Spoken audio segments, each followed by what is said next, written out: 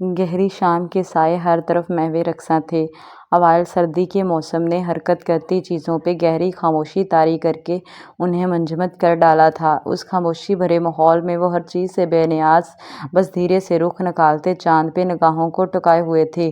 دل سے متعلقہ دھڑکن سست روی سے، جبکہ دماغ سے متعلقہ سوچیں تیزی سے آنے جانے میں مصروف تھیں۔ ذہن کے دریچوں میں کہیں کسی مہربان کی یادیں جگمگاہٹ بکھیرتی ہیں۔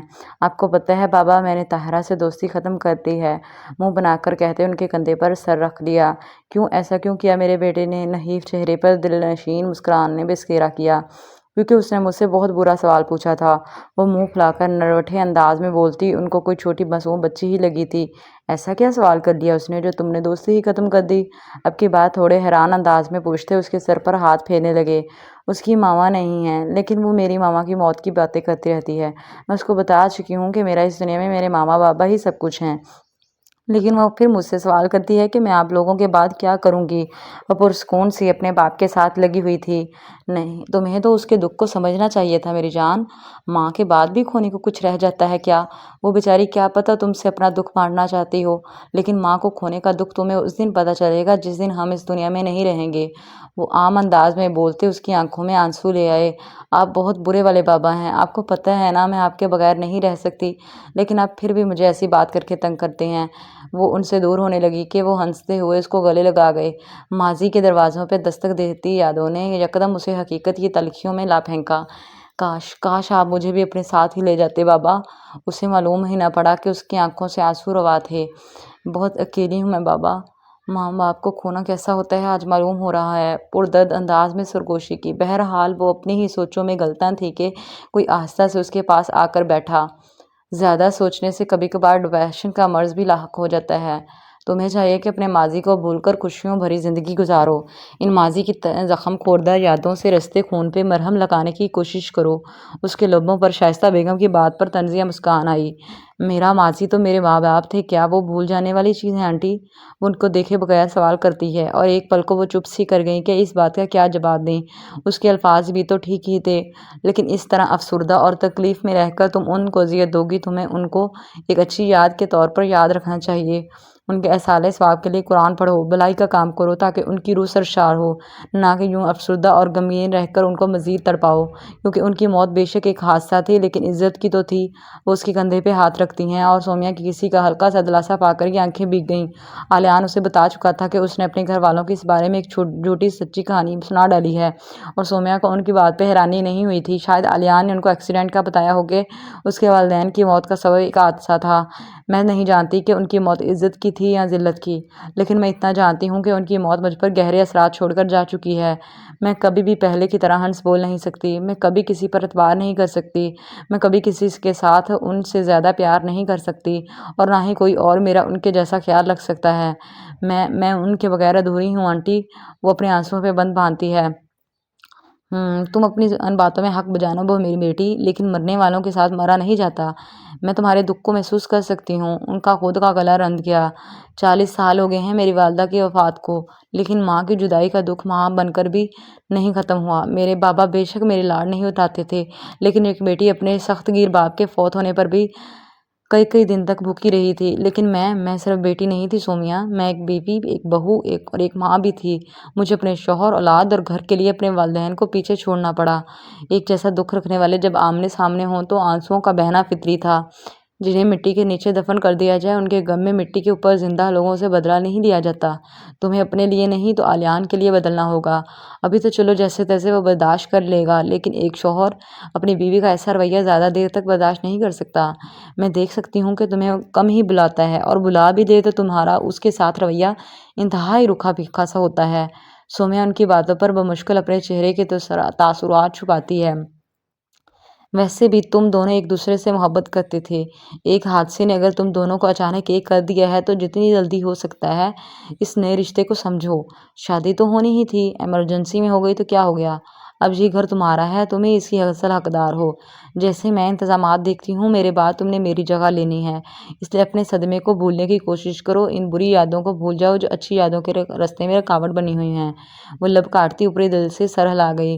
اس نے ساری زندگی یہاں کے پرسکون ماحول میں نہیں رہنا تھا، اس نے کسی آزاد پنچھی کی طرح یہاں سے کوچ کر جانا تھا۔ تو جس گھر میں رہنا ہی نہیں، اس کو سنوارنے کی کیا تقدد کرنی؟ میرے لیے تم ابرش کی طرح ہی ہو، اس لیے میری بات ہمیشہ یاد رکھنا کہ مرد کو بدلتے دیر نہیں لگتی۔ آج محبت میں خاموش ہے تو کل نفرت میں آتش فشاں بھی بن سکتا ہے۔ وہ اپنی طرف سے اس کو سمجھا کر اٹھ کھڑی ہوئیں، یہ جانے بنا کہ سومیا مزید مرد کے خلاف بدگمان ہو گئی تھی۔ آپ ٹھیک کہہ کر گئی ہیں، آپ کا بیٹا آج خاموش ہے، لیکن کسی دن وہ مرد بن کر اپنی خواہش کے مطابق بولے گا۔ وہ سر جھٹکتی ہے، اسے اس بارے میں کوئی پرواہ نہیں تھی، کیونکہ اس کی آزادی میں کچھ ہی دن رہ گئے تھے۔ اوہ یس، آئی ایم دی ونر۔ وہ اپنے ہاتھ کی چھوٹی چھوٹی مکھیاں بنا کر پرجوش انداز میں چلایا۔ ڈونٹ وری، نیکسٹ ٹائم نہیں رہو گے، وہ بھی مکمل کانفیڈنس سے کہتا گیم ریموٹ ٹیبل پہ پھینکتا ہے۔ دونوں نے ٹمپریچر ہونے کی وجہ سے اسکول سے آف کیا تھا، لیکن آرام کے دور دور تک اثرات نظر نہیں آ رہے تھے۔ اوہ ہیلو، یو آر لوزر، تمہیں سیڈ ہونا چاہیے۔ ہاں، حماد نے مشورے سے نوازا کیونکہ وہ ویڈیو گیم میں جیت چکا تھا۔ لوزر سیڈ نہیں ہوتا، بلکہ سیڈ لوزر بن جاتا ہے۔ And you know you are winner after my failures. Fakhir کے پاس ہر بات کا جواب تھا۔ گروتھ کے لیے فیلئر امپورٹنٹ ہوتا ہے۔ وہ معصومیت بھری مسکان لے کر ٹشو سے ناک رگڑتا ہے۔ حماد نے بھی اپنی چھینک پر قابو پانے کی کوشش کی۔ پھر مما ہماری گروتھ کے لیے ہمیں پیڈیاشیور کیوں دیتی ہیں؟ حماد نے حیرانی سے استفسار کیا۔ کیونکہ ہم بچے ہیں، پیڈیاشیور ہم نہیں پئیں گے تو کون پیے گا؟ فاخر نے اپنی طرف سے نہایت سمجھدارانہ جواب دیا۔ اوہ، تم کتنے ذہین ہو میرے بھائی۔ حماد ہمیشہ اپنے بھائی سے متاثر رہتا تھا، مجھے بچپن سے ہی معلوم ہے۔ وہ اپنا چھوٹا سا ناک چڑھا کر کہتا صوفے سے ٹیک لگا لیتا ہے۔ اسی وقت ان کی افلاطون ماں ویڈیو کال میں لائے ان کے پاس آتی ہے۔ یہ دیکھیں تیمور، ان کو اتنا تیز بخار اور نزلہ زکام ہے، میں بہت پریشان ہوں، ایک کو کچھ ہو تو دوسرا خود پر فرض سمجھ لیتا ہے۔ نہایت پریشانی سے موبائل ان کے سرخ چہروں کی طرف کیا۔ او سو سیڈ، تو ہاسپٹل لے جانا تھا۔ وہ حقیقتاً پریشان ہوا تھا۔ آلیان ماموں کو ان کے بابا لے جاتے ہیں، ہمارے بابا بھی لے جائیں، حماد خفا لہجے میں کہتا۔ چہرہ پرے کر گیا اور وہ دونوں اس کے رویے پر اداس ہو گئے۔ آپ کے بابا دور بیٹھے ہیں میری جان، اور کوشش کر رہے ہیں کہ جلد آپ کے پاس آ جائیں۔ میرا پیارا سا بیٹا ماما یا ماموں کو ساتھ چلا جائے۔ تیمور کا دل واقعی اڑ کر اپنے بیٹے کے پاس آنے کا کیا، لیکن اسے چھٹی نہیں مل رہی تھی۔ پردیس رہنا آسان نہیں ہوتا، اپنی بیوی بچوں کی یاد خون کے آنسو رلاتی ہے۔ ماما کے ساتھ تو گئے ہیں، لیکن ایک آدھ چکر آپ کے ساتھ بھی لگ جاتا تو اچھا ہوتا ہے، فاخر نے مصنوعی بیچارگی سے کہا تو وہ دونوں ہنس پڑے۔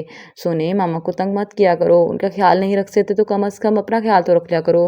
تم دونوں کو پتہ ہے نا تمہاری مما تم دونوں کے لیے کتنی کانشیس ہے، اور پھر تم دونوں ٹوئنز ہو، ایک کی بے احتیاطی دوسرے کو بھی تکلیف سے دوچار کرتی ہے۔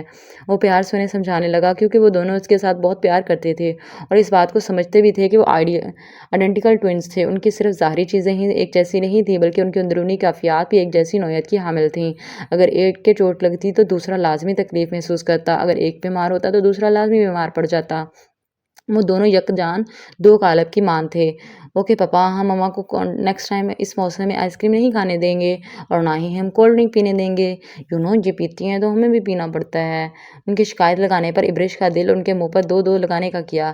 تم دونوں کو تو میں بات میں پوچھتی ہوں ذلیلو۔ وہ منہ پہ ہاتھ پھیر کر ڈرانے کی کوشش کرنے لگی، لیکن وہ ناک سے مکھی اڑاتے لاپرواہ تھے۔ تیمور، میں تو بڑی ہوں نا، مجھے کیا ہونا ہے، ان کو سمجھاؤ۔ وہ اس کی گوری پر منہ وسور کر بچوں کی طرح بولی۔ شیم آن یو مائی وائف۔ وہ نہایت پیار سے اس کو شرم دلائی، اور ابرش نے طنز کو ایسے قبول کیا جیسے محبت کا اظہار کیا گیا ہو۔ Best of luck my twins, مما کو فاسٹ فوڈ کے قریب بھی نہیں جانے دینا۔ وہ انگوٹھے سے ان کو اشارہ کرتا بولا تو ابرش انہیں گوری سے نوازتی سیل فون لیے اپنے روم کی طرف بڑھنے لگی۔ ظاہری بات ہے اب شوہر سے اکیلے میں بھی تو بات کرنی تھی، جس کی اپنے بیٹوں کے ساتھ تو اتنی زبان چلتی تھی، لیکن اس کے ساتھ ایک لفظ میں بات ختم کر دیتا تھا۔ مجھے ابھی مزید بات کرنی تھی، وہ خفا لہجے میں بولا، لیکن ابرش میڈم کا کوئی ارادہ نہیں تھا۔ لیکن مجھے بھی آپ سے بات کرنی ہے، پھر آپ کہیں گے میرا باہر کام پہ جانے کا ٹائم ہو گیا ہے، کوئی اپارٹمنٹ میں آ گیا ہے، کسی کی کال آ گئی ہے، وغیرہ وغیرہ۔ تیمور، اب آپ مجھ سے بالکل پیار نہیں کرتے، آپ وقت کے ساتھ ساتھ مجھے بھول رہے ہیں، کیا وہاں پہ کوئی اور پسند آ گئی ہے؟ وہ خالصتاً بیویوں والے انداز میں شک کرتے اسے مسکرانے پر مجبور کر گئی۔ یہاں پہ ایشین خواتین زیادہ باہر نہیں آتی، ورنہ ضرور پسند آ جاتی، وہ چھیڑنے لگا۔ ہاں، اس کا مطلب آپ کو ایشین لڑکیاں پسند ہیں؟ منہ بنا کر پوچھا، حالانکہ اسے معلوم تھا اس کا شوہر देसी हुस्न का दीवाना था, तो उस पे लट्टू हुआ था। Of course Asian and specially Pakistani, you know Pakistani women most beautiful women in the world होती है। मज़ीद तपाता है तो इब्रिश का जेलसी से बुरा हाल हो गया। वो नहीं सोच रही थी कि वो भी पाकिस्तानी एशियन लड़की है। उसके दिमाग में तो अपने शौहर के लिए पॉजेसिव कीड़ा काट रहा था। आप दो बच्चों के बाप हैं तैमूर, कुछ शर्म करें। हाथ नचाकर कहते मुंह भी बिगाड़ा तो वो मुश्किल मुस्कुराहट ज़ब्त करता है। Of course but my wife is Asian and Pakistani, वो कमाल का हाजिर जवाब था। इब्रिश की यकदम हंसी छूट गई और तैमूर को इतनी दूर से भी बेहद सुकून महसूस हुआ, सारी थकन हवा होती हुई महसूस हुई। You are so beautiful my wife, मोहब्बत से कहते फ्लाइंग किस दी, जिसे इब्रिश जल्दी से कैच करके गाल पर लगाती है तो दोनों हंस पड़े।